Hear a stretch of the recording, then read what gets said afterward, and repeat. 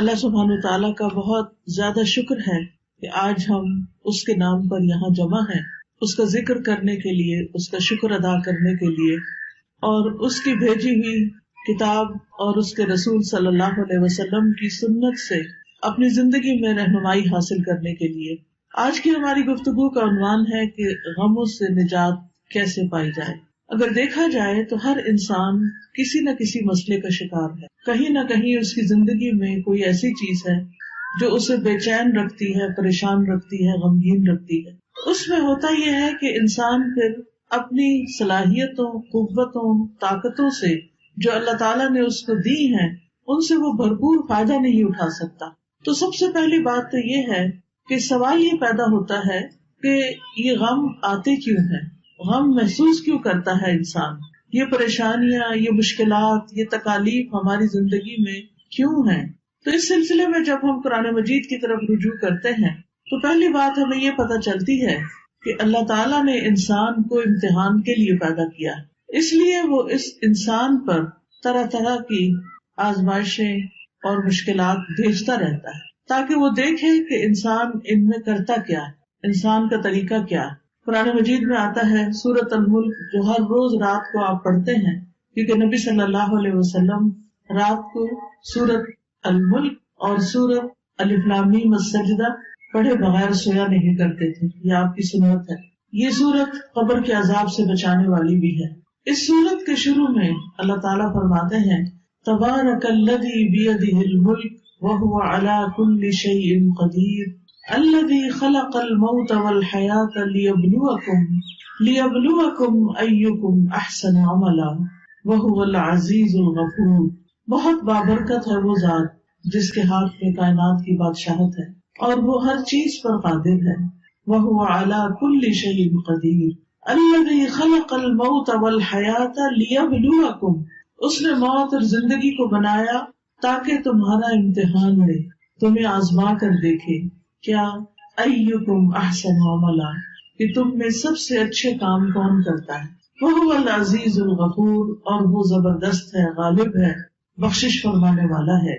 تو اس سے یہ پتہ چلتا ہے کہ یہ زندگی ایک امتحان ہے، اور امتحان ایک مشکل چیز ہوتی ہے۔ اس میں ہمیشہ انسان کے حالات اس کی مرضی کے مطابق نہیں ہو سکتے، اس پر کہیں نہ کہیں سے کوئی نہ کوئی ایسی آزمائش، کوئی امتحان، کوئی تکلیف، کوئی تنگی آتی رہے گی تاکہ یہ دیکھا جائے کہ انسان کرتا کیا ہے، کیا پھر بھی یہ اللہ سے راضی رہتا ہے، کیا پھر بھی یہ اللہ کی طرف رجوع کرتا ہے، کیا یہ واقعی اللہ کا بندہ بن کے رہتا ہے، یا اس آزمائش کی گھڑی میں پھسل جاتا ہے اور شیطان جو ہر وقت اس کو اچکنے کے لیے تیار ہے وہ اس کا نوالا بن جاتا ہے۔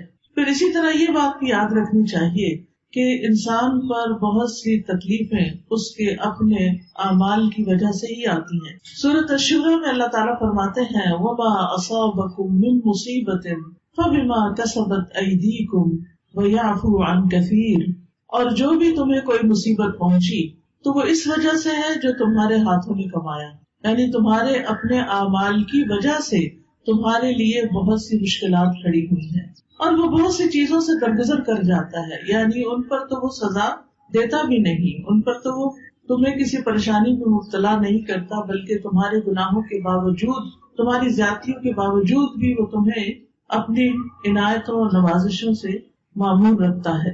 پھر اسی طرح یہ ہے کہ انسان بعض اوقات اللہ کی عبادت سے منہ موڑتا ہے، اللہ کے ذکر سے منہ موڑتا ہے تو اس پر کوئی تکلیف آ جاتی ہے، کیونکہ اللہ نے ہمیں اپنی عبادت کے لیے پیدا کیا ہے۔ سورۃ الذاریات میں آتا ہے وَمَا خَلَقْتُ الْجِنَّ وَالْإِنسَ إِلَّا لِيَعْبُدُونِ، کہ میں نے جن و انس کو اپنی عبادت کے لیے پیدا کیا ہے۔ تو انسان جب اللہ کی عبادت سے منہ موڑ کر دنیا کا بندہ بننے لگتا ہے تو اللہ تعالیٰ اس کو واپس اپنی طرف لانے کے لیے کسی تکلیف میں مبتلا کرتا ہے تاکہ یہ بندہ اللہ کو یاد کرے۔ اور جو شخص مستقل طور پر اللہ سے روگردانی کر لیتا ہے اللہ کی یاد سے، تو اللہ تعالیٰ اس کے لیے دنیا کی زندگی بھی تنگ کر دیتے ہیں۔ اللہ تعالیٰ کا فرمان ہے سورۃ طٰہٰ میں وَمَنْ أَعْرَضَ عَنْ ذِكْرِي فَإِنَّ لَهُ مَعِيشَةً ضَنْكًا وَنَحْشُرُهُ يَوْمَ الْقِيَامَةِ أَعْمَىٰ، جو کوئی میرے ذکر سے منہ موڑے گا میں اس کی زندگی تنگ کر دوں گا اور قیامت کے دن اس کو اندھا اٹھاؤں گا، یعنی اس کی صرف یہ زندگی ہی نہیں پریشانیوں والی ہوگی بلکہ آگے بھی بڑی پریشانی ہے، یعنی اس کے لیے بہت بڑی مشکلات ہیں اگلی زندگی میں بھی۔ لیکن وجہ کیا ہے؟ وجہ ہے اللہ کے ذکر سے منہ موڑنا، اللہ کی یاد کا زندگی میں نہ ہونا، یہ انسان کے لیے پریشانی کا باعث بنتا ہے۔ سورۃ الزخرف میں اللہ تعالیٰ فرماتے ہیں مَن یعش عن ذکر الرحمن نقیض لہ شیطانا فہو لہ قرین، جو شخص رحمان کے ذکر سے آنکھیں بند کر لیتا ہے ہم اس پر شیطان مسلط کر دیتے ہیں جو اس کا ساتھی بن جاتا ہے، اور شیطان پھر اس کو اللہ کے راستے سے روکتا ہے۔ جب انسان اللہ کا راستہ چھوڑ دیتا ہے اور اللہ کی نافرمانیاں کرنے لگتا ہے تو اللہ تعالیٰ پھر اس پر کوئی نہ کوئی امتحان بھیج دیتا ہے تاکہ یہ بندہ سوچے، غور کرے اور واپس اللہ کی طرف پلٹے۔ جب انسان اللہ کی عبادت سے روگردانی کرتا ہے تو دنیا میں بھی محتاجی کا شکار رہتا ہے، خواہ اس کے پاس بہت کچھ بھی ہو لیکن اس کے دل کی محتاجی اور پریشانی نہیں جاتی۔ حدیث میں آتا ہے اللہ سبحانہ وتعالیٰ فرماتے ہیں، حدیث قدسی ہے، صحیح ترمذی کی روایت ہے، اے ابن آدم تم اپنے آپ کو میری عبادت کے لیے فارغ کر لو، میں تمہارے دل کو بے نیازی سے بھر دوں گا اور تمہاری محتاجی دور کر دوں گا، یعنی تم میری عبادت کے لیے وقت نکالو تو میں تمہارے دل کو غنی کر دوں گا۔ حالات تو نہیں بدلتے مگر دل کی حالت بدل جاتی ہے اللہ کی عبادت سے، دل مضبوط ہو جاتا ہے، دل کے اندر اللہ کا توکل آتا ہے، دل کے اندر ایسا یقین آتا ہے کہ انسان کو بڑی بڑی مشکلات بھی معمولی لگتی ہیں، اور جب دل میں ایمان نہیں ہوتا، توکل نہیں ہوتا، یقین نہیں ہوتا، امید نہیں ہوتی، مایوسی ہوتی ہے تو رائی بھی پہاڑ لگتی ہے، اور اس طرح مشکلات اور مصیبتوں کے پہاڑ ہر طرف اس کو کھڑے نظر آتے ہیں۔ تو اس کا حل کیا بتایا کہ اگر تم عبادت کرو گے تو میں تمہارے دل کو بے نیازی سے بھر دوں گا، تمہاری محتاجی دور کر دوں گا، لیکن اگر تم ایسا نہیں کرو گے تو میں تمہارے دونوں ہاتھ کاموں میں مشغول کر دوں گا اور اس کے باوجود تمہارا فقر دور نہیں کروں گا، یعنی تم سارا دن کام کرو گے، محنت کرو گے، لیکن پھر بھی تمہاری محتاجی اپنی جگہ کھڑی رہے گی کیونکہ وہ دل کی محتاجی ہوگی نا، دل کے اندر پریشانی ہوگی۔ تو یاد رکھیے کہ صرف دنیا کی فکر کرنے سے معاملات سلجھنے کی بجائے بگڑنے لگتے ہیں، صرف دنیا دنیا دنیا، ہر وقت صبح اٹھتے ہی دنیا کی فکر، دن کو دنیا کی فکر، رات کو سوتے ہوئے دنیا کی فکر۔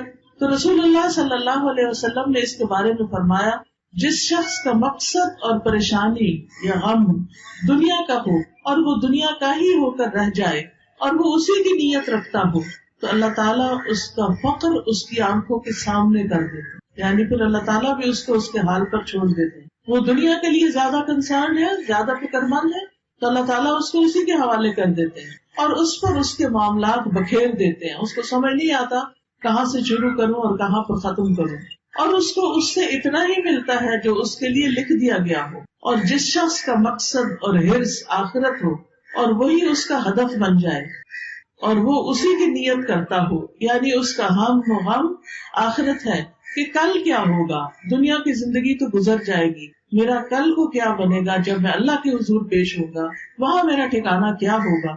جو شخص اس فکر میں مبتلا ہو جاتا ہے تو اللہ تعالیٰ اس کے دل میں غرار ڈال دیتے ہیں، دنیا کی طرف سے اس کا دل مطمئن کر دیتے ہیں، اس کے معاملات کو یکجا کر دیتے ہیں اور اس کو پھر اپنی حاجتوں کے لیے بھاگنا نہیں پڑتا، دنیا ذلیل ہو کر اس کے پاس آتی ہے۔ تو اس لیے ہم سب کو یہ دیکھنا چاہیے کہ ہم کس چیز کے لیے زیادہ فکر مند ہیں۔ دنیا تو چند دن کی ہے، دنیا کی حیثیت تو مچھر کے پر برابر بھی نہیں، دنیا کا بڑے سے بڑا نقصان ایسا ہی ہے جیسے مچھر کا پر ٹوٹ کے گر گیا ہو، لیکن اصل نقصان، اصل مشکل، اصل پریشانی تو آخرت کی پریشانی ہے جس کے لیے ہم سب کو فکر مند ہونے کی ضرورت ہے۔ دنیا کی فکر کرنے والے سے رب کی بے نیازی ہوتی ہے۔ نبی صلی اللہ علیہ وسلم نے فرمایا جو اپنے غموں کو ایک ہی غم بنا لے، جو اپنے غموں کو ایک ہی غم بنا لے اور وہ آخرت کا غم ہو تو اللہ اس کے دنیا کے غموں سے اسے کفایت کرے گا، اس کے دنیا کے غم دور ہو جائیں گے، اور جس کو پریشانیاں ادھر ادھر بھٹکا کر لے جائیں اللہ اس کی پرواہ نہیں کرے گا کہ وہ دنیا کی کس وادی میں ہلاک ہو کر دیتا ہے۔ تو اس لیے غموں سے بچنے کا، غموں سے نجات کا اصل طریقہ کیا ہے کہ دنیا کی بجائے آخرت کی فکر زیادہ لگا لی جائے۔ یاد رکھیے جہاں دنیا کی حرص زیادہ ہوتی ہے، دنیا کی محبت زیادہ ہوتی ہے، وہاں اللہ کی محبت میں کمی آ جاتی ہے، وہاں پر اللہ کی محبت میں کمی آ جائے گی۔ نبی صلی اللہ علیہ وسلم نے فرمایا قیامت قریب آ چکی ہے، لیکن لوگوں میں دنیا کی ہی ہرس بڑھے گی، یعنی جتنی جتنی قیامت قریب آ رہی ہے اتنی اتنی دنیا پھیلتی جا رہی ہے ان کے سامنے، اور اس کی محبت اور اس کے پیچھے بھاگنا اور زیادہ بڑھتا جا رہا ہے، اور اللہ سے دوری میں ہی اضافہ ہوگا۔ پھر اسی طرح ہم دیکھتے ہیں کہ جب ہم دنیا کو زیادہ امپورٹنس دیتے ہیں تو دنیا کا چھوٹا سا نقصان بھی انسان سے برداشت نہیں ہوتا، لیکن جب انسان یہ سمجھتا ہے کہ کوئی بات نہیں، یہ چیز چلی گئی تو ہم بھی تو اللہ کی طرف جانے والے ہیں، جیسا کہ سورۃ البقرہ میں آتا ہے وَلَنَبْلُوَنَّكُمْ بِشَيْءٍ مِّنَ الْخَوْفِ وَالْجُوعِ وَنَقْصٍ مِّنَ الْأَمْوَالِ وَالْأَنفُسِ وَالثَّمَرَاتِ وَبَشِّرِ الصَّابِرِينَ الَّذِينَ إِذَا أَصَابَتْهُم مُّصِيبَةٌ قَالُوا إِنَّا لِلَّهِ وَإِنَّا إِلَيْهِ رَاجِعُونَ أُولَٰئِكَ عَلَيْهِمْ صَلَوَاتٌ مِّن رَّبِّهِمْ وَرَحْمَةٌ وَأُولَٰئِكَ هُمُ الْمُهْتَدُونَ۔ کہ اللہ سبحانہ وتعالیٰ کی طرف سے آزمائش تو ہوگی، امتحان تو ہوگا، لیکن ایسے موقع پر جو یہ کہے انا للہ و انا الیہ راجعون، کہ بے شک ہم اللہ کے لیے ہیں اور اسی کی طرف لوٹ کر جانے والے، تو ایسے لوگوں پر اللہ کی رحمتیں اور نوازشیں ہوتی،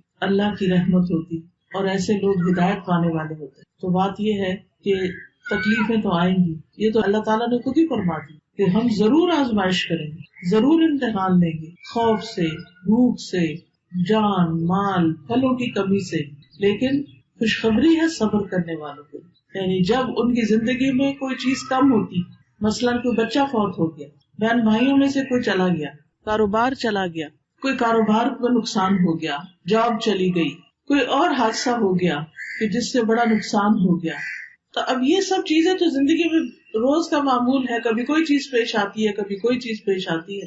تو بتایا گیا کہ وہ ایسے موقع پر کیا کہتے ہیں اور کیا کرتے ہیں، انا للہ و انا الیہ راجعون، یعنی وہ اللہ کی طرف رجوع کر لیتے ہیں، اور صبر کے ساتھ کیا کہتے ہیں کہ بے شک ہم بھی اللہ کے لیے اور اللہ ہی کی طرف واپس جانا ہے۔ یعنی جو ہمارا کوئی رشتہ دار چلا گیا یا مال چلا گیا یا کوئی اور، یعنی کہ کوئی کھیتوں میں یا کاروبار میں یا کسی کیے ہوئے کام میں کوئی نقصان ہو گیا، تو وہ کہتے ہیں اس میں بھی کوئی خیر ہوگی، اس میں بھی میرے لیے اجر ہے، اس میں بھی کوئی بھلائی ہے، میرا کوئی پیارا چلا گیا لیکن میں اللہ سے امید نہیں چھوڑوں گی، کیونکہ اللہ ہے نا۔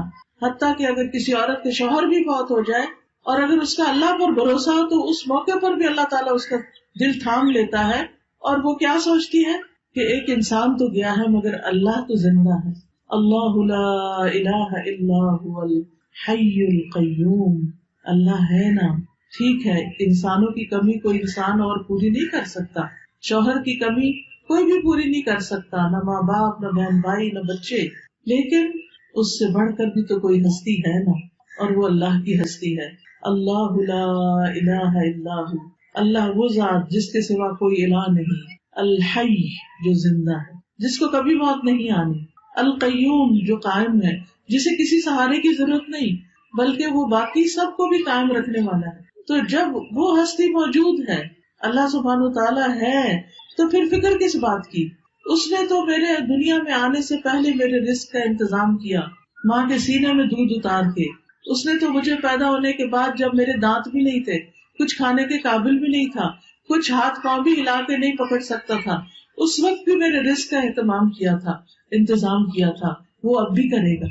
تو ایسا شخص اس شدید غم کے موقع پر بھی سکون میں ہوتا ہے کہ اللہ ہے نا، وہ کہیں سے بندوبست کرے گا نا، وہ کوئی ذریعہ بنا دے گا نا، کیونکہ اصل الرزاق تو وہی ہے، انسان تو صرف سبب ہے، وسیلہ ہے۔ ایسا شخص کبھی بھی دل نہیں ہارتا، ایسا شخص کبھی بھی اپنے حواس نہیں کھوتا، ایسا شخص کی زندگی سے کبھی امید نہیں جاتی۔ اور آپ نے دیکھا ہوگا کہ کتنے ہی بچے ہیں جو یتیم پلے ہیں، لیکن وہ بڑے بڑے لوگوں سے آگے نکل گئے، دنیا کی بڑی بڑی مشہور ہستیاں بن گئے۔ باپ کی کمی سے ان کی زندگی میں سب کچھ ختم نہیں ہو گیا، اللہ نے دوسرے ذرائع سے ان کی مدد کی، کیونکہ اصل اسباب تو اللہ کے ہاتھ میں ہے اور تمام چیزیں وہی پوری کرنے والا ہے۔ یاد رکھیے، اللہ کے پاس ہر مسئلے کا حل ہے، وہ ہر چیز پر قدرت رکھتا ہے۔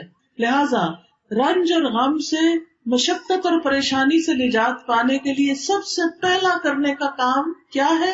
اللہ پر بھروسہ، اللہ سے مضبوط تعلق، اللہ پر ایمان، یقین، توکل، اس سے امید، اسی کا ڈر اور اسی کی طرف لوٹ کر جانے کی فکر.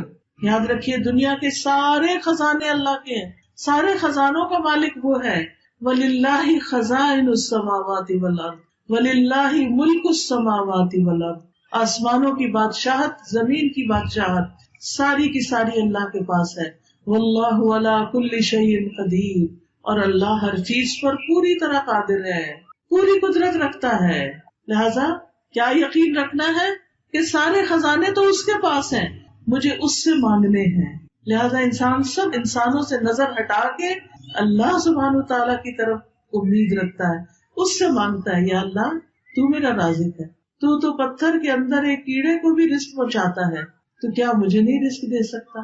آسمانوں زمین کی مخلوق کو دے رہا ہے، تو دن رات دے رہا ہے اور کوئی کمی نہیں واقع ہوتی تیرے رزق میں، تو کیا مجھے نہیں دے سکتا؟ تو مجھے بھی دینے والا ہے. لہٰذا جو شخص اللہ پر یقین رکھتا ہے وہ ہر غم، ہر تکلیف میں اللہ کی طرف رجوع کرتا ہے، اللہ کی طرف پلٹتا ہے، اور اس کو یہ یاد رہتا ہے کہ ہر مسئلے کا حل اللہ کے پاس ہے.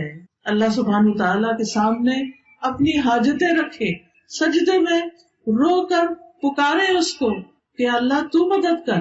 کوئی بھی مسئلہ ہے جو آپ کا، اس کو سامنے رکھے، کیونکہ اللہ تعالیٰ فرماتے ہیں اَمَّن يُجِيبُ الْمُضْطَرَّ إِذَا دَعَاهُ وَيَكْشِفُ السُّوءَ. بھلا کون ہے جو لاچار کی فریاد رسی کرتا ہے جب وہ اسے پکارتا ہے اور اس کی تکلیف کو دور کرتا ہے؟ کوئی اور ہے؟ نہیں، کوئی بھی نہیں. آپ دیکھیں کہ جب انسان غمگین ہوتا ہے، دکھی ہوتا ہے، پریشان ہوتا ہے، اس کی آنکھوں سے آنسو جاری ہوتے ہیں، تو پاس پڑے ماں باپ بھی سو رہے ہوتے ہیں، باقی دنیا بھی آرام کر رہی ہوتی ہے، ہر کوئی اپنے مسئلوں میں پریشان ہوتا ہے، لیکن آپ کا رب جاگتا ہے. لا تأخذہ سنۃ ولا نوم. نہ اس کو اونگ آتی ہے نہ اس کو نیند آتی ہے، سب سوتے ہیں لیکن وہ جاگتا ہے. وہ رات کو بھی، وہ دن کو بھی، وہ صبح بھی، وہ شام بھی آپ کی دعائیں سنتا ہے. لہٰذا اس کی طرف رجوع کرنا ہے. چھوٹی ضرورت ہو، بڑی ضرورت ہو، لوگوں کی طرف لالچ کی نگاہ سے نہیں دیکھنا کہ ان کے پاس بہت کچھ ہے، نہیں، اللہ کی طرف دیکھنا ہے. رسول اللہ صلی اللہ علیہ وسلم نے فرمایا جسے انتہائی شدید حاجت آ پڑے، یہ شدید ضرورت اس کو ہو جائے کوئی، اور اس نے اسے لوگوں پہ پیش کر دیا تو اس کی وہ حاجت دور نہ ہوگی. کہ لوگ اکثر کیا چاہتے ہیں کہ یہ بندہ جو پریشان ہے پریشان ہی رہے، وہ مدد نہیں کرنا چاہتے. لوگ عموماً دوسروں کو دکھی دیکھ کے خوش ہوتے ہیں. تو اس لیے جب کوئی ضرورت پیش آئے سب سے پہلے اللہ سے دعا کریں، پھر اللہ لوگوں کے دل میں ڈالے گا کہ وہ مدد کریں آپ کی. تو حدیث میں آتا ہے کہ جسے انتہائی شدید حاجت آ پڑے اور اسے اس نے لوگوں پر پیش کر دیا تو اس کی وہ حاجت پوری نہ ہوگی، اور جس نے اسے اللہ پہ پیش کیا تو عنقریب اللہ اسے بے پرواہ کر دے گا. یا تو جلد ہی موت آ جائے گی، دنیا کے بکھیڑوں سے ہی جان چھوٹ جائے گی، یا جلد ہی غنی ہو جائے گا اور انسانوں کی ضرورت نہ رہے گی. آپ کو خوف آتا ہے کہ پتہ نہیں کیا ہوگا، پتہ نہیں بڑھاپے میں کون ہمیں دیکھے گا، ہمارے لیے روزی کا انتظام کیا ہوگا، ہماری ضروریات پوری کہاں سے ہوں گی. تو فوراً کہا کرے اللہ تو میرا رب ہے نا، تو ہی میرے سارے انتظام کرے گا، مجھے انسانوں سے نہیں تجھ سے توقع ہے. انسانوں کے ہاتھ خالی ہیں، ہمارے ہاتھ میں تو تھوڑی دیر کوئی چیز ہو تو ہمارا دل کہتا ہے رکھ دیں، ایسے ہی ہوتا ہے نا، ہم اپنے ہاتھ بھر کے رکھ بھی نہیں سکتے، مٹھی میں کوئی چیز ہو چھوٹی سی بھی تو تنگ آ جاتے ہیں، وہ کہتے ہیں یہ کہیں رکھ دے. ہمارے ہاتھ خالی ہیں، خالی آئے تھے، خالی رکھنا پسند کرتے ہیں اور خالی جائیں گے. بھرے ہوئے ہاتھ تو اللہ کے ہیں، تو ان سے کیوں مانگتے ہیں جو خالی ہاتھ؟ ان سے کیوں توقع ہے جن کے پاس کچھ نہیں؟ اس سے کیوں نہیں توقع رکھتے جس کے پاس سب کچھ ہے؟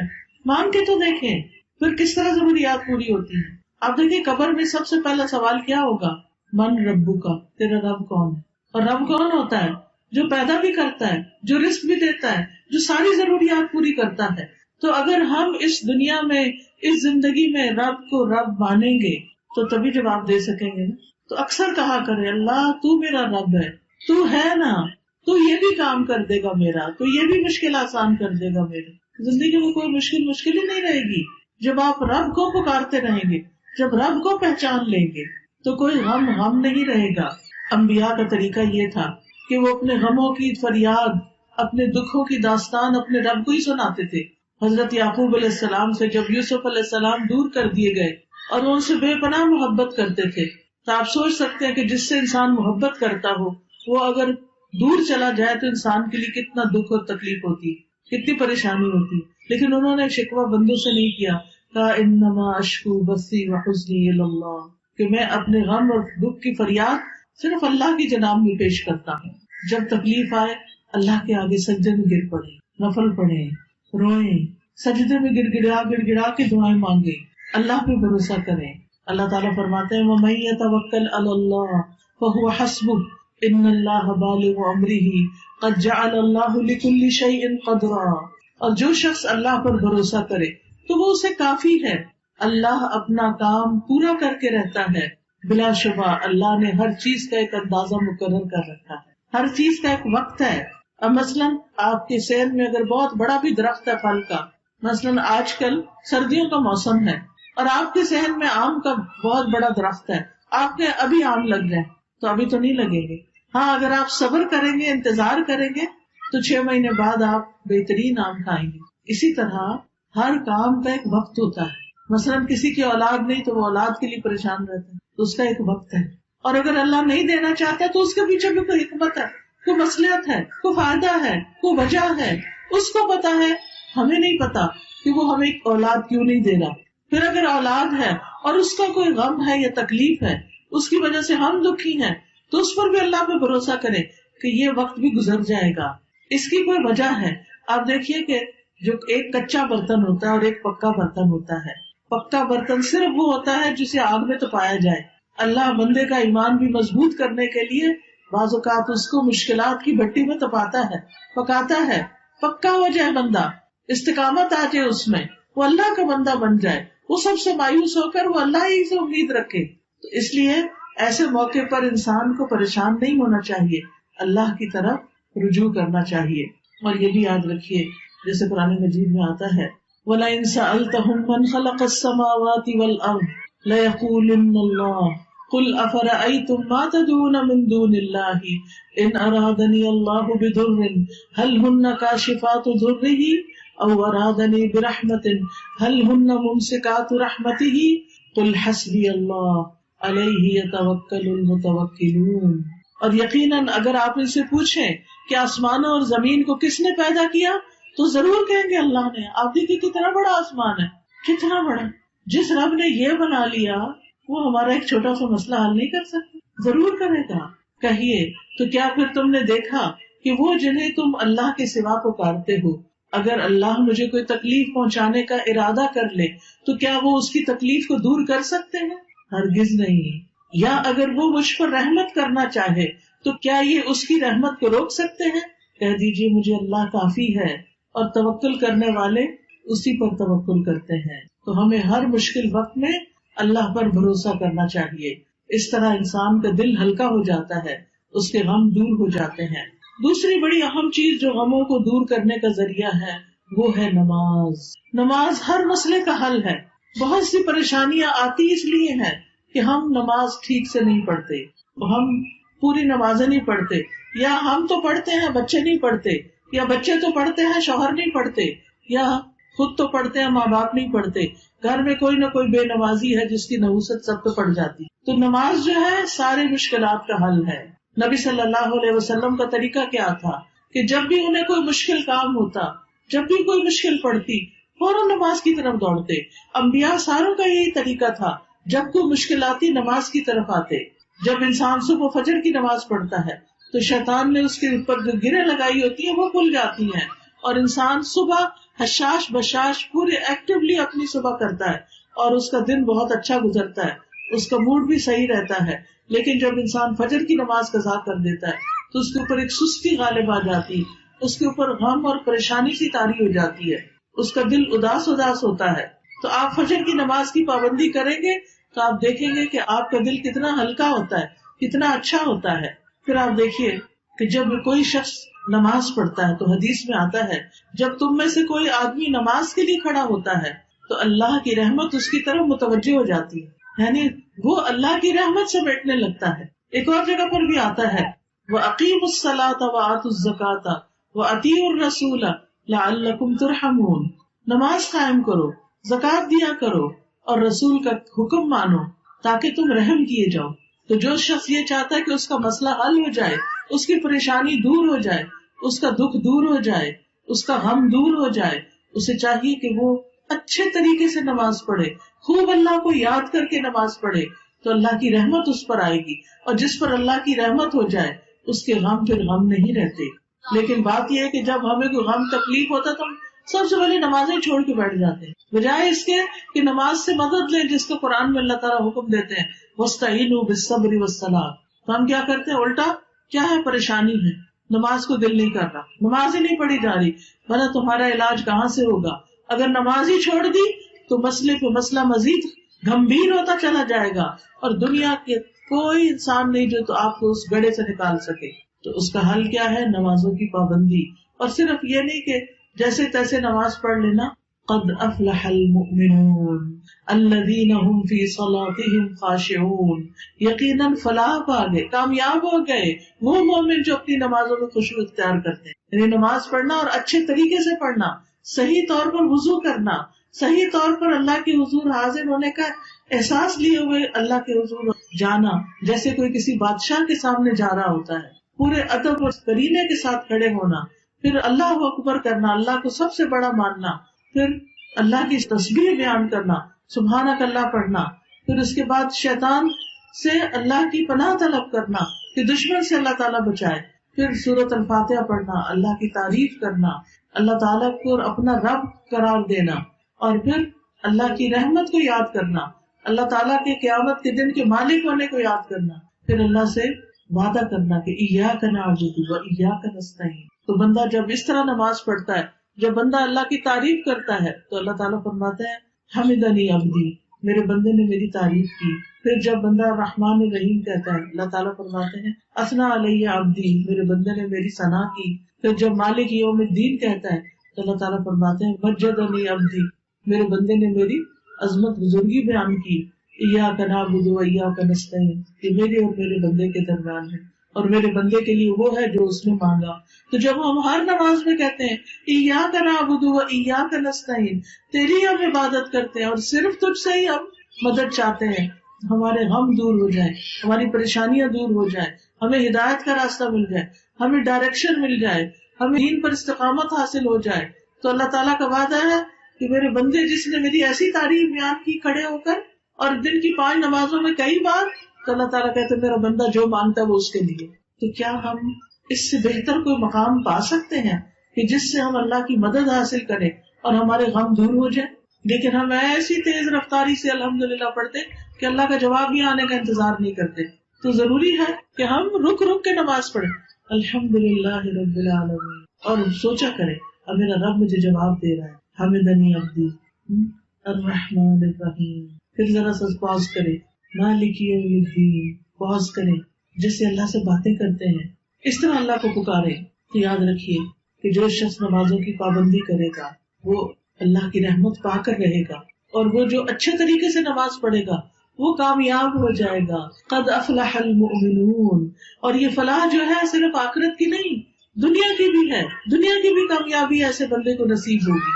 تو اگر ہم کامیاب ہونا چاہتے ہیں، غموں سے نجات پانا چاہتے ہیں، تو پھر ہمیں اپنی نمازوں کو درست کرنے کی ضرورت ہے. حدیث میں آتا ہے احفظ اللہ یحفظک، احفظ اللہ تجدہ تجاہک، اللہ کی حفاظت کرو اللہ تمہاری حفاظت کرے گا. کیا مطلب ہے؟ اللہ تعالیٰ کی حفاظت ہمیں تو نہیں کرنی، مراد ہے اللہ کے احکامات کی حفاظت، اپنی نمازوں کی حفاظت. نبی صلی اللہ علیہ وسلم نے فرمایا جان بوجھ کر نماز نہ چھوڑا کرو، اس لیے کہ جو شخص جان بوجھ کے نماز چھوڑ دیتا ہے اس سے اللہ کی ذمہ داری ختم ہو جاتی ہے، پھر وہ اللہ کی حفاظت سے باہر آ جاتا ہے. تو اگر ہم چاہتے ہیں کہ ہماری حفاظت ہو، ہم غموں سے مصیبتوں سے بچے رہیں، تو اس کے لیے کیا ضروری ہے کہ پھر ہم کیا کریں؟ نمازوں کو ٹھیک سے ادا کریں، نماز نہ چھوڑیں. کیونکہ نماز چھوٹی تو اللہ نے چھوڑ دیا بندے کو، اس کے حوالے کر دیا جاؤ اب جدھر جاتے. اور خصوصاً فجر کی نماز، نبی صلی اللہ علیہ وسلم نے فرمایا جس آدمی نے صبح کی نماز پڑھی وہ اللہ عز و جل کی ذمہ داری میں ہے، اس کے کاموں کی ذمہ داری اللہ تعالیٰ لے لیتا ہے. ابو ہریرہ رضی اللہ عنہ سے مروی ہے کہ رسول اللہ صلی اللہ علیہ وسلم نے فرمایا اللہ تعالیٰ فرماتا ہے اور میرا بندہ جن جن عبادتوں کے ذریعے سے میرا قرب حاصل کرتا ہے ان میں سے کوئی عبادت مجھے اتنی پسند نہیں جتنی وہ عبادت پسند ہے جو میں نے اس پر فرض کی ہے. میرا بندہ نوافل کے ذریعے مجھ سے اتنا قریب ہو جاتا ہے کہ میں اس سے محبت کرنے لگتا ہوں. نفل پڑھنے سے، نوافل ادا کرنے سے بندہ اللہ کے اتنے قریب ہو جاتا ہے کہ اللہ بندے سے محبت کرنے لگتا ہے.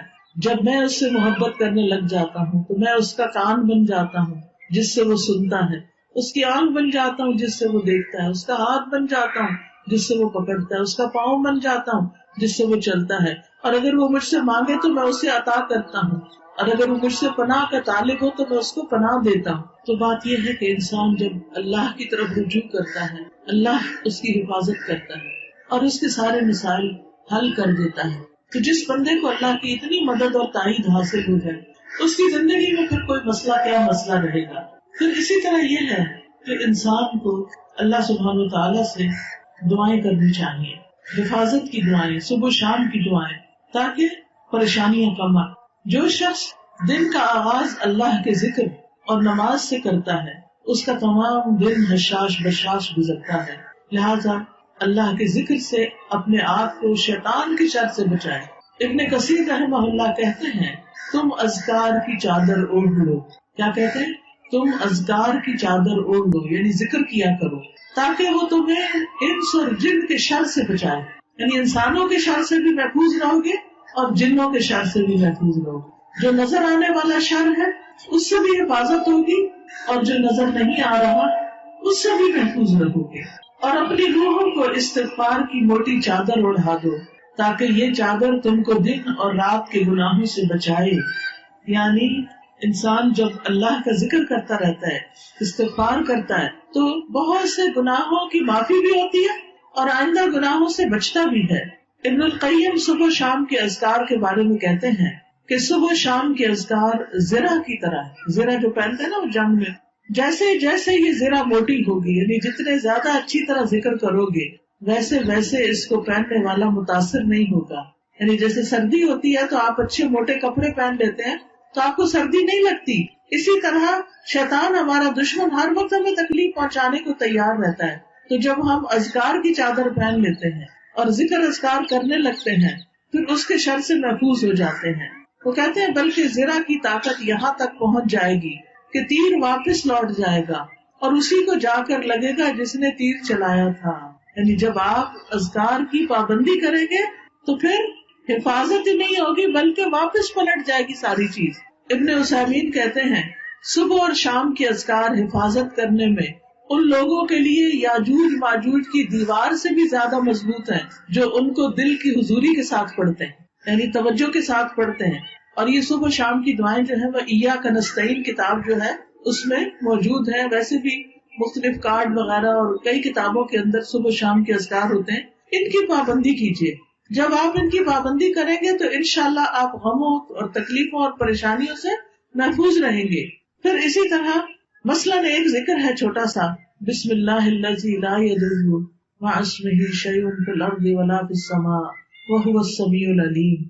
عثمان بن عفان رضی اللہ عنہ کہتے ہیں کہ میں نے رسول اللہ صلی اللہ علیہ وسلم کو فرماتے ہوئے سنا، جس نے شام کو 3 بار یہ دعا پڑھ لی اسے صبح تک کوئی اچانک مصیبت نہیں آئے گی، اور جس نے صبح کے وقت یہ 3 دفعہ پڑھ لی شام تک کوئی اچانک مصیبت اس کو نہیں آئے گی. تو کتنی خوبصورت دعا ہے. بسم اللہ الذی لا یضر مع اسمہ شیء فی الارض ولا فی السماء وہو السمیع العلیم. بسم اللہ الذی لا یضر مع اسمہ شیء فی الارض ولا فی السماء وہو السمیع العلیم. یعنی 3 دفعہ صبح اور 3 دفعہ شام. شام کو عصر کی نماز کے بعد پڑھنے ہوتے ہیں اور صبح فجر کی نماز کے بعد سورج نکلنے سے پہلے تک، یہ حفاظت کا ٹائم ہوتا ہے. اور شام کو مغرب کی اذان سے پہلے تک پڑھنا یہ حفاظت کے اوقات ہوتے ہیں.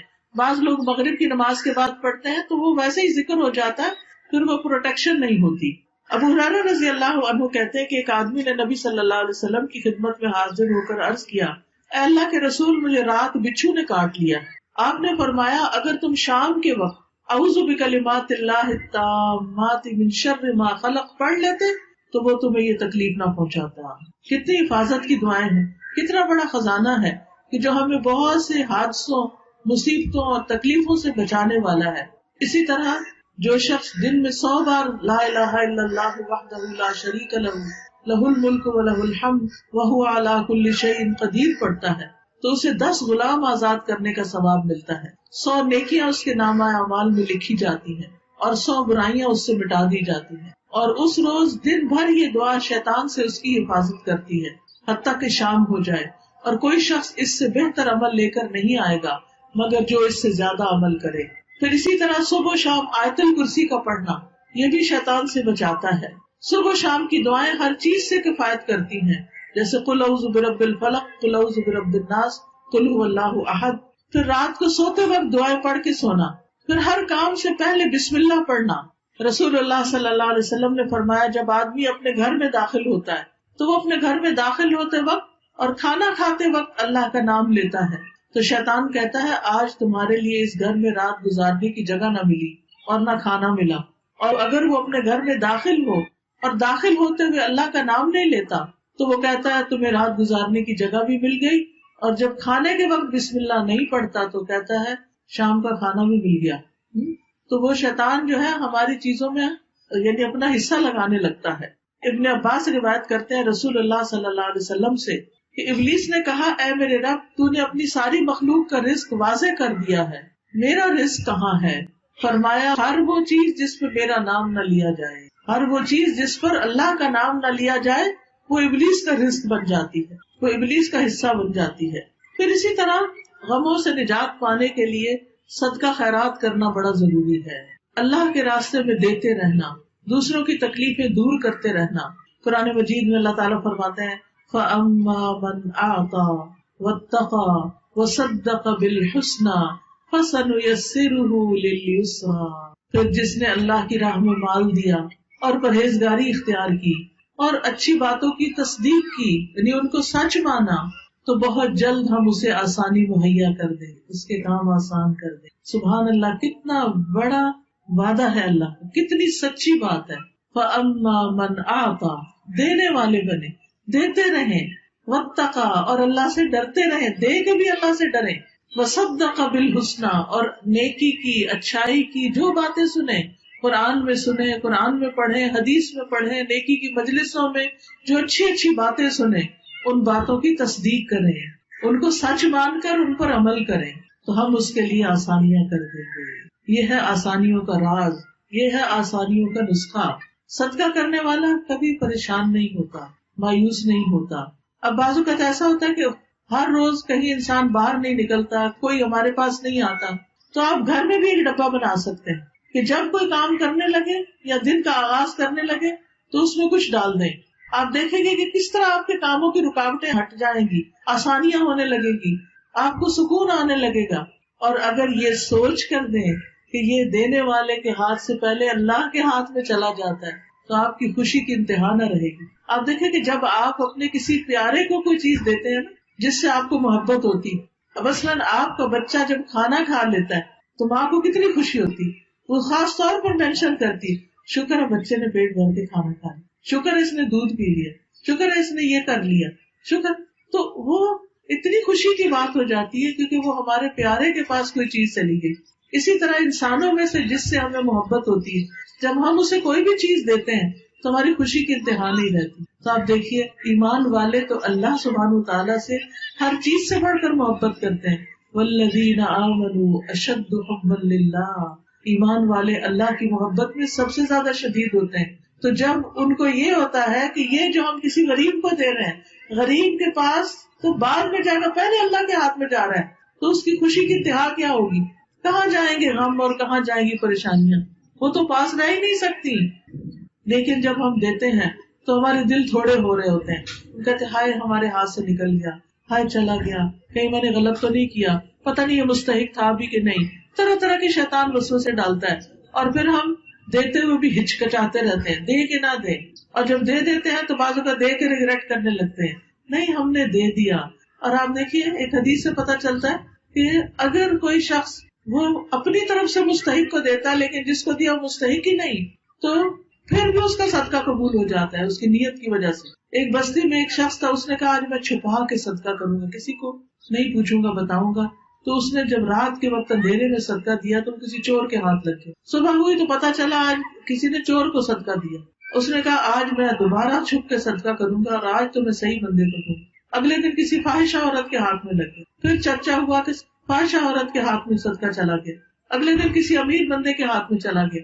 تو وہ بڑا پریشان ہوا کہ یا اللہ میں تو تیری راہ میں غریب مسکین کو دینا چاہتا ہوں. تو اسے بتایا گیا کہ شاید وہ چور تیرے صدقے کی وجہ سے چوری چھوڑ دے، اور وہ جو فاحشہ عورت ہے وہ حرام کاری چھوڑ دے. ہر انسان کے اندر ہی خیر ہے نا. کبھی وہ خود غلط کام بھی کر رہا ہوتا ہے، مگر جب کسی کو دیکھتا کوئی اچھا کر رہا ہے تو اس کے دل کے اندر ضرور آتا ہے میں بھی تو کروں، مجھے بھی کرنا چاہیے. تو چور اور زناکار اور غلط کار، ان کو جب کوئی اچھا کام کرتا نظر آتا ہے تو اس پر، تو ایسا شخص جو ہے اس کو خیال آتا ہے کہ میں بھی کوئی نیکی کا کام کروں، اور اس سے بھی نیکی صادر ہونے لگتی. تو اس لیے بہت ضروری ہے کہ آپ نیکی کرتے چلے جائیں، اس بات کی فکر نہ کریں کہ لینے والا کون ہے، وہ تو ہم اللہ کو دے رہے ہیں، اور اللہ تعالیٰ اسے قبول کر لے تو مستحق تک بھی پہنچ جائے گا. نبی صلی اللہ علیہ وسلم نے فرمایا جب آدمی اپنا صدقہ نکالتا ہے تو وہ 70 شیطانوں کے جبڑے توڑ کے صدقہ کرتا ہے. یعنی شیطان اتنا جکڑتا ہے بندے کو کہ صدقہ نہ کرو، کیونکہ اسے پتا ہے کہ صدقہ جسم کی حفاظت بھی کرتا ہے اور بیماریوں سے بھی محفوظ رکھتا ہے. اگر کسی کو بیماری کی وجہ سے کوئی غم ہے تو نبی صلی اللہ علیہ وسلم نے فرمایا اپنے مریضوں کا علاج صدقے سے کرو. اسی لیے الحمدللہ ہمارے ہاں یہ ٹرینڈ پایا جاتا ہے کہ جب کوئی بیمار ہوتا ہے تو قربانی وغیرہ کی جاتی ہے، صدقہ خیرات کیا جاتا ہے. پھر اسی طرح صدقہ جو ہے مشکلات سے بچاتا ہے. حضرت حارث اشعری سے مروی ہے کہ نبی صلی اللہ علیہ وسلم نے فرمایا اللہ تعالیٰ نے حضرت یحییٰ بن زکریا علیہ السلام کو 5 باتوں کا حکم دیا کہ ان پر خود بھی عمل کرے اور بنی اسرائیل کو بھی ان پر عمل کرنے کا حکم دے. ان میں سے ایک یہ ہے کہ میں تمہیں صدقہ کرنے کا حکم دیتا ہوں، کیونکہ اس کی مثال اس شخص کی سی ہے جسے دشمن نے قید کر کے اس کے ہاتھ گردن سے باندھے ہوئے ہیں، پھر وہ اس کو قتل کرنے کے لیے لے چلے اور وہ ان سے کہے کیا تم میری جان کا فدیہ وصول کرنے کے لیے تیار ہو؟ پھر وہ تھوڑے اور زیادہ کے ذریعے جس طرح بھی بن پڑے اپنی جان کا فدیہ پیش کرے یہاں تک کہ اپنے آپ کو چھڑا لے. تو اسی طرح ایک شخص جیسے موت کے منہ میں جا رہا ہے لیکن وہ صدقہ کرنا شروع کر دیتا ہے اور خصوصاً اپنے رشتہ داروں کا خیال رکھنا شروع کر دیتا ہے تو اس کی عمر لمبی ہو جاتی ہے، وہ مصیبت سے نکل آتا ہے. تو آپ اگر چاہتے ہیں کہ غم، پریشانیاں اور دکھ دور ہو تو پھر کیا کریں؟ صدقہ خیرات کی کثرت، دائیں بائیں آگے پیچھے. زیادہ والوں کا تو زیادہ امتحان ہے، لیکن جن کے پاس کم ہے وہ بھی کچھ نہ کچھ اپنے حصے سے نکال کر دوسروں کو دیں. ایک عورت تھی انتہائی غریب، اس کے 6-7 بچے تھے اور اس کے پاس روز بس اتنا آٹا ہوتا تھا کہ وہ اپنے بچوں کی ایک روٹی پکا لے. تو وہ کیا کرتی تھی، ہر پیڑے میں سے تھوڑا سا نکال لیتی تھی، 7 کی بجائے 8ویں روٹی ڈال دیتی، اور جو فقیر مانگنے آتا وہ اپنے اس چھوٹے سے مال میں سے 8ویں روٹی اس کو دے دیتی کہ اس کو بھی تو بھوک ہے.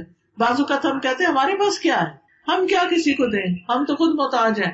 بے شک محتاج ہیں، صدقہ محتاجی کو بھی دور کرتا ہے. آپ دینے والے بنے. حدیث قدسی میں آتا ہے یا ابن آدم انفق انفق علیک، اے ابن آدم تم خرچ کرو میں تم پہ خرچ کروں گا.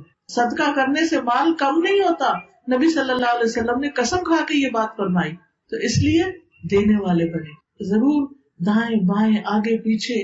جیسے گھر میں بھی کیا ہے، جیسے کہتے ہیں نا شوہر اپنی بیوی کو بھی اگر پانی پلاتا ہے تو وہ بھی اس کے لیے صدقہ ہے. تو بعض اوقات ہمارے پاس ایک موقع ہوتا ہے کہ گھر والوں کو پانی ہی پلا دیں، گھر والوں کے برتن میں کچھ کھانا ہی ڈال دیں، لیکن ہم کہتے ہیں خود لے لیں گے نا. نہیں، اگر کوئی مانگ بیٹھے تو کہتے ہیں ہر وقت میں ہی دوں. خوشی سے دیں، یہ بھی صدقہ ہے. یعنی ہر نیکی جو ہے، اچھی بات کرنا صدقہ ہے، اچھا مشورہ کسی کو دینا، کسی کے کام آنا، حتیٰ کہ مسکرا کے بات کرنا، یہ بھی صدقہ ہے. بعض لوگ جو ہیں وہ اپنا منہ سیدھا ہی نہیں کرتے، کسی سے ڈھنگ سے بات ہی نہیں کرتے، مسکرا کے پیش ہی نہیں آتے. کتنا صدقے کا موقع ہے لیکن کر کے نہیں دیتے. پھر اسی طرح پریشانی کا حل، دوسروں کی پریشانی دور کرنا، چاہے وہ مال سے ہو، صدقے سے ہو یا کسی اور چیز سے. نبی صلی اللہ علیہ وسلم نے فرمایا جو اپنے بھائی کی مدد میں لگا رہتا ہے اللہ تعالیٰ اس کی مدد میں لگا رہتا ہے. جو کسی کی مدد کرتا ہے اللہ اس کی مدد کرتا ہے. نبی صلی اللہ علیہ وسلم نے فرمایا جس نے کسی مسلمان سے دنیا کا ایک دکھ دور کیا اللہ تعالیٰ اس سے قیامت کے روز کا ایک دکھ دور کر دے گا. اور جس نے کسی مشکل میں پڑے شخص کے لیے آسانی کی اللہ اس کے لیے دنیا اور آخرت میں آسانی فرمائے گا. اور جس نے کسی مسلمان کی پردہ داری کی اللہ عز و جل دنیا اور آخرت میں اس کی پردہ داری کرے گا. اور اللہ عز و جل اس وقت تک بندے کی مدد میں رہتا ہے جب تک کہ بندہ اپنے بھائی کی مدد میں لگا رہتا ہے. یعنی کسی کو دے کر ہم ان پر احسان نہیں کرتے، دراصل ہم اللہ سے خود مدد لے رہے ہوتے ہیں. یعنی اللہ کی مدد ایسے بندوں کے لیے آ رہی ہوتی ہے. تو اس لیے خوشی سے دوسروں کی مدد کرے، چھوٹی چھوٹی چیزیں دوسروں کو سکھائیں، دوسروں کی زندگی آسان کریں، دوسروں کا کام کر دیں. کسی کے گھر میں کوئی مہمان آ گیا اس کی مدد کر دیں. اپنے ہی گھر میں اگر بزرگ والدین ہیں تو خوشی سے ان کی خدمت کرے. بوڑھی ساس ہے تو عزت سے پیش آئے، اس کے لیے آسانی کرے، ہمسایوں کے لیے آسانی کرے. یہ جو گلیوں بازاروں میں غریب بچے پھر رہے ہوتے ہیں ان کی خوشی کا کوئی انتظام کریں. اچھے کاموں میں اپنے آپ کو مصروف رکھیں. رسول اللہ صلی اللہ علیہ وسلم نے فرمایا وہ لوگ اللہ کو زیادہ پیارے ہیں جو دوسروں کے لیے زیادہ فائدہ مند ہوتے ہیں. تو فائدہ پہنچانے والے بنے، ہر ایک کو فائدہ دے. بعض اوقات ہمارے یہاں یہ ہوتا ہے کہ وہ فائدہ اٹھائیں، یہ ہماری ذہنیت بن جاتی کہ دوسروں سے فائدہ لینے والے ہوتے ہیں. نہیں، دینے والے بنے. جب دل میں نیت میں یہ آئے نا کہ ہم اس سے یہ فائدہ اٹھائیں، اس سے وہ فوراً سوچے نہیں ہم اس کو یہ فائدہ پہنچائیں اور ہم اس کو یہ. آپ دوسروں کو فائدہ پہنچائیں گے اللہ آپ کی ساری ضروریات پوری کر دے گا. اور پھر کامیابی کے لیے کثرت سے اللہ کو یاد کرنا اور اللہ سبحانہ تعالیٰ کی طرف راغب ہونا. ذکر کے فائدوں میں ابن القیم لکھتے ہیں کہ ذکر شیطان کو بھگا دیتا ہے، رحمان کو راضی کرتا ہے، دل سے غم اور پریشانی کو دور کرتا ہے، دل کے لیے خوشی کو کھینچ لاتا ہے، جسم کو طاقت بخشتا ہے، چہرے کو منور کرتا ہے، رزق کھینچ لاتا ہے، تر و تازگی کا لباس پہناتا ہے. اور غموں کو دور کرنے کے لیے، پریشانیوں کا حل کے لیے کچھ ضروری دعائیں جو ہیں اس میں سے نمبر 1 درود شریف کا کثرت سے پڑھنا. درود شریف پڑھنے سے 10 رحمتیں آتی ہیں، 10 مشکلیں آسان ہوتی ہیں، گناہ معاف ہوتے ہیں. تو اس لیے اگر کوئی دکھ ہے زندگی میں بچوں کی طرف سے، یا اپنی کسی بیماری سے پریشان ہے، یا شوہر کی طرف سے پریشان ہے، یا کسی رشتے دار، کوئی بھی غم ہے آپ کی زندگی میں، بندوں کے اوپر نہیں بھروسہ کریں کہ وہ کچھ کر دے گا. وہ اللہ کو پکاریں، درود شریف کثرت سے پڑھنا شروع کر دیں، مسئلہ حل ہو جائے گا. پھر استغفار کریں، خاص طور پر روزی میں کشادگی، مال اولاد کی طرف سے پریشانی جو ہے اس کا حل استغفار میں ہے. نبی صلی اللہ علیہ وسلم دن میں 100 سے زیادہ دفعہ استغفار کرتے تھے. قرآن مجید میں آتا ہے نوح علیہ السلام نے اپنی قوم سے کہا، میں نے کہا اپنے رب سے معافی مانگ لو، یقیناً وہ ہمیشہ سے بہت معاف کرنے والا ہے. وہ تم پر برستی بارش برسائے گا، وہ مالوں اور بیٹوں سے تمہاری مدد کرے گا، تمہیں باغ عطا کرے گا، تمہارے لیے نہریں جاری کر دے گا. تو استغفار کرو. استغفار مال بھی لاتا ہے، اولاد بھی لاتا ہے. جس کے پاس اولاد نہیں اس کو کثرت سے استغفار پڑھنا چاہیے. اللہ کا عذاب روکتا ہے.